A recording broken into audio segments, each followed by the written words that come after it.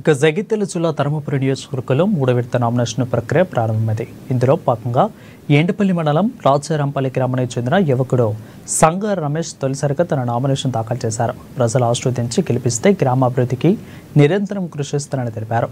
గ్రామంలో ప్రాథమిక సౌకర్యాల మెరుగుదలతో పాటు పారదర్శక సేవలను అందించడం తన ప్రధాన లక్ష్యమని వెల్లడించారు. కొద్దిగా వెల్ సెటిల్ అయ్యి మా గ్రామానికి ఏదైనా చేయాలన్న ఉద్దేశంతో నేను తిరిగి మా గ్రామానికి రావడం జరిగింది. మా ఊర్లో ఉన్న చాలా సమస్యలు ఉన్నాయి, అవి మా దృష్టికి వచ్చినాయి. అవిటి మేము ఏదైనా పదవి ద్వారా మాకున్న గవర్నమెంట్లో ఉన్న వాళ్ళ నాయకుల ద్వారా అవన్నీ వాళ్ళ దృష్టికి తీసుకెళ్ళి ఈ సమస్యలన్నీ సాల్వ్ చేద్దామని చెప్పేసి ఉద్దేశంతో మా గ్రామంలో ఉన్న పెద్దలను చాలామంది సంప్రదించి నేను ప్రత్యక్ష రాజకీయాలకు వచ్చి ఈరోజు గ్రామ సర్పంచ్ అభ్యర్థిగా నామినేషన్ వేయడం జరిగింది.